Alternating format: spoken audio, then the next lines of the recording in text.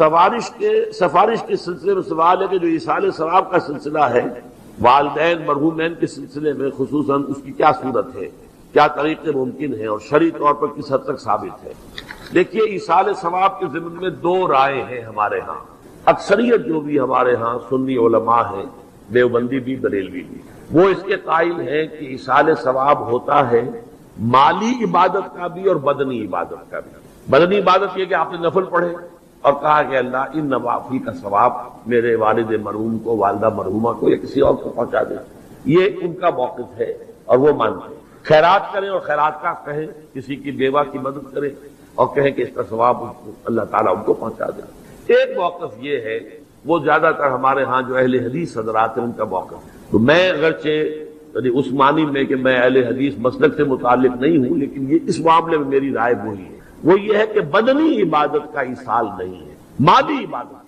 عبادت آپ نے خیرات کی ہے، صدقہ دیا ہے، کسی غریب کی مدد کی ہے، مسکین کی مدد کی ہے، بیوہ کی مدد کی ہے، یتیم کی مدد کی ہے، کسی مقروض کی مدد کی ہے، مال خرچ ہوا ہو تو اس کی جگہ پر جو ہے آپ اپنا ایصال ثواب اس کا کر سکتے ہیں، بدنی عبادت کا نہیں۔ واللہ عالم۔ اب اس پہ یہ کہ آپ جس پر چاہیں عمل کر لیں، لیکن یہ جو ہم کرتے ہیں اس کے لیے محفلیں منعقد کرنا اور قرآن خوانیاں ہو، یہ سب بدعات ہے۔ جو بھی ہوگا انفرادی طور پر، اجتماعی کسی شے کا ثبوت موجود نہیں ہے ہمارے پاس۔ اس کے لیے جمع ہونا ہے اور پھر کھانا پینا بھی ہے اور ایک تقریب بن گئی ہے اور وہ ایصال ثواب کے لیے ہے، یہ ساری چیزیں، اور بچوں کو بلایا جا رہا ہے، قرآن پڑھوا رہے ہیں، انہیں پیسے دے رہے ہیں، اور وہ قرآن بھی کیا پڑھتے ہیں، وہ دو ورق جو ہے الٹتے ہیں، وہ پیسے پڑھنے لینے کے لیے تو آئے ہوتے ہیں بیچارے، نہ انہیں سمجھ،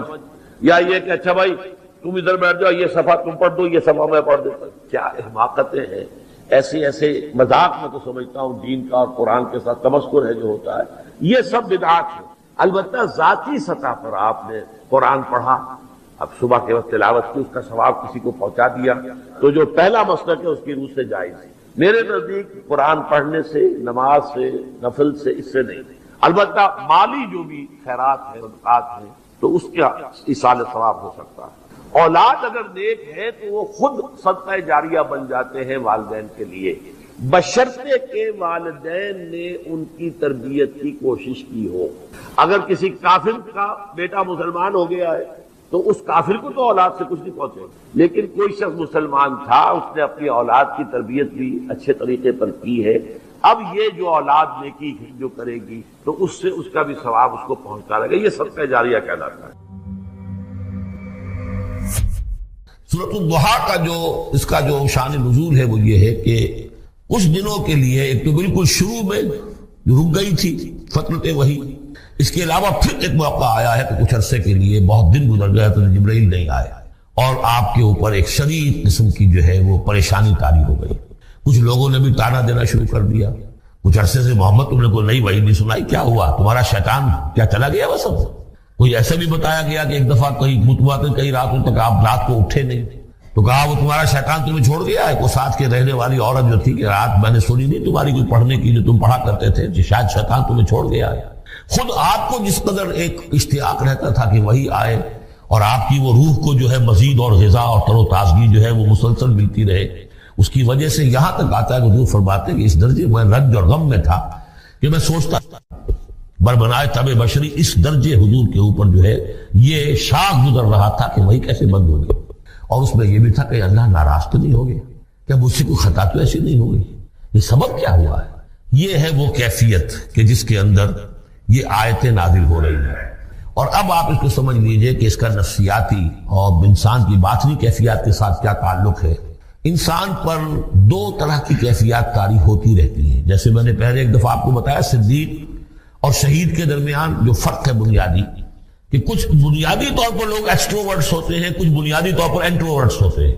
ایکسٹروورٹس کھیل کود بھاگ دوڑ، لوگوں سے ملنا جلنا، گفتگو ہے، اسے دھکا دے دیا، اس سے مذاق کر لیا، اسی میں وہ خوش رہتے ہیں، بڑے مگن رہتے ہیں، تنہائی انہیں کاٹ کھانے کو دوڑتی ہے۔ اور ایک انٹروورٹس ہوتے ہیں کہ وہ مجلس وغیرہ کو نہیں ہوتے، اپنی تنہائی میں کہیں بیٹھے ہیں، غور و فکر کر رہے ہیں، سوچ بچار کر رہے ہیں، انہیں وہ مجلس سے زیادہ اپنا گوشہ تنہائی جو ہے وہ زیادہ عزیز ہوتا ہے۔ تو یہ دو مزاج اللہ نے بنائے ہیں۔ اسی طرح ہر انسان کے اوپر آلٹرنیٹلی کچھ کیفیات آتی ہیں جس کو ہم کہتے ہیں میرا موڈ آف ہے، ایک طرح قبض سا ہو جاتا ہے طبیعت میں بندش سی ہوتی ہے۔ کسی وقت اسی شخص کے اندر پھر انشراح سا ہو جاتا ہے، پھر ہنسنے بولنے کو جی چاہتا ہے، گفتگو کرنے کو جی چاہتا ہے۔ تو یہ کیفیت جب انسان کی روحانی زندگی سے متعلق ہو جائے تو اس کو پھر صوفیہ نے نام دیا قبض اور بسط۔ کبھی طبیعت میں انشراح ہے، انبساط ہے، طبیعت کی جو ہے وہ آمادہ ہے، ہر چیز میں روشنی کا پہلو آدمی دیکھ رہا ہے،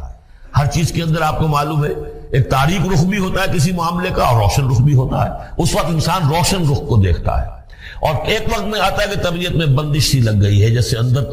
کوئی پکڑ لیا کسی نے، اب طبیعت جو ہے وہ بھی اپنے اندر وہ انقباض محسوس کر رہی ہے، اور پھر آدمی پیسیمسٹک ہو جاتا ہے، نا امید سا ہوتا ہے، پھر اسے ہر معاملے کا تاریک پہلو زیادہ نظر آنے لگتا ہے۔ تو یہ قبض اور بسط کی کیفیات ہیں۔ جب کبھی قبض کی کیفیت ہو، قاضی ثناء اللہ پانی پتی رحمۃ اللہ علیہ نے تفسیر مظہری میں لکھا ہے کہ قبض کی کیفیت میں اس صورت کا پڑھنا تریاق ہے،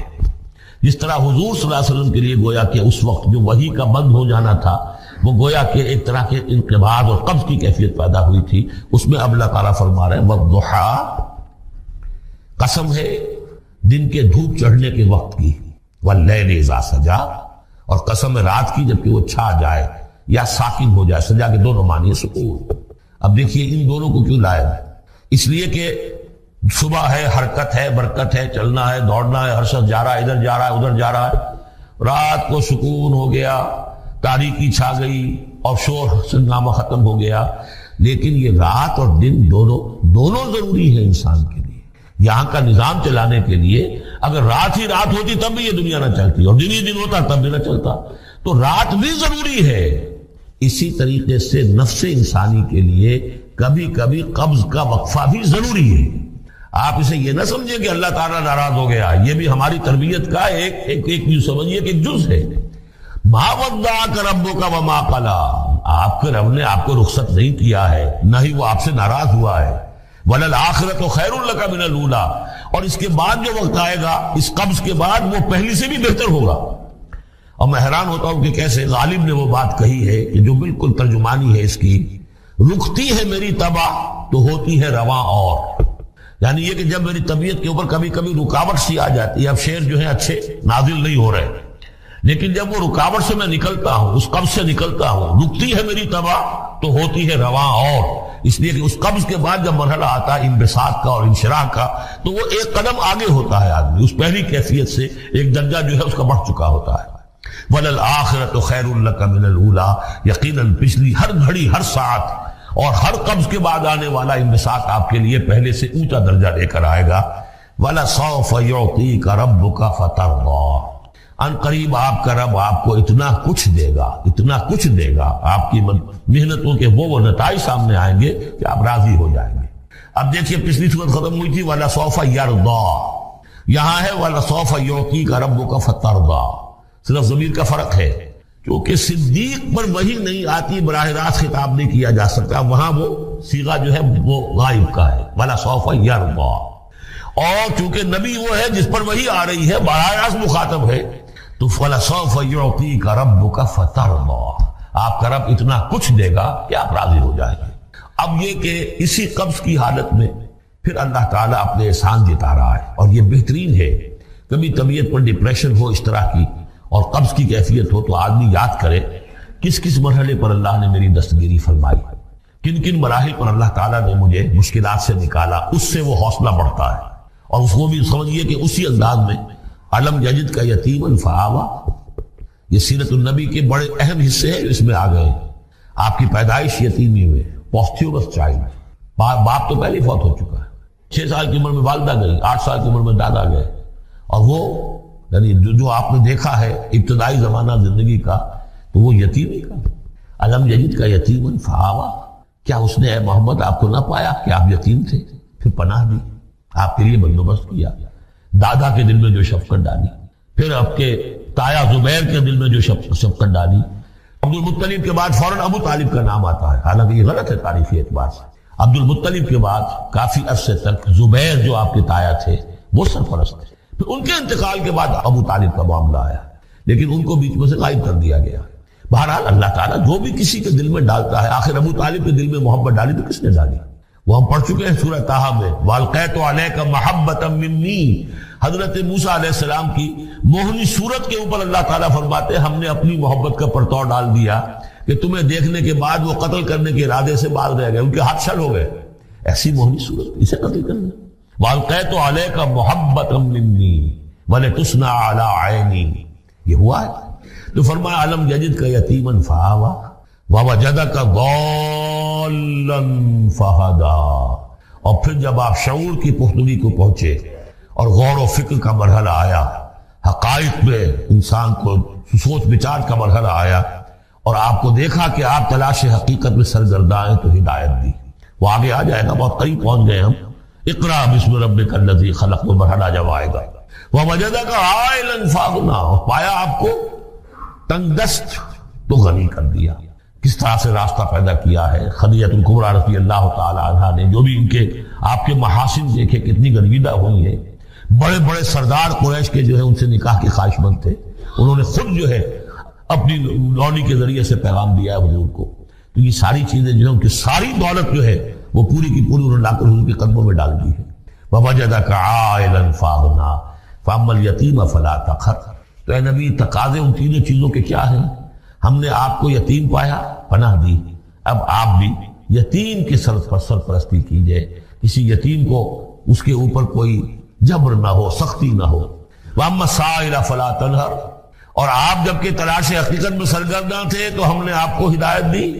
اسی طریقے سے اب آپ کو بھی کوئی شخص سائل بن کر آپ کے پاس آئے سوال کرے، اسے جھڑکنا نہیں ہے۔ اسے جو بھی سائل دونوں طرح کے ہوتے، سوال کرنے والا کوئی علمی سوال اور سوال کرنے والا کوئی مالی دولت، مالی مدد کے لیے۔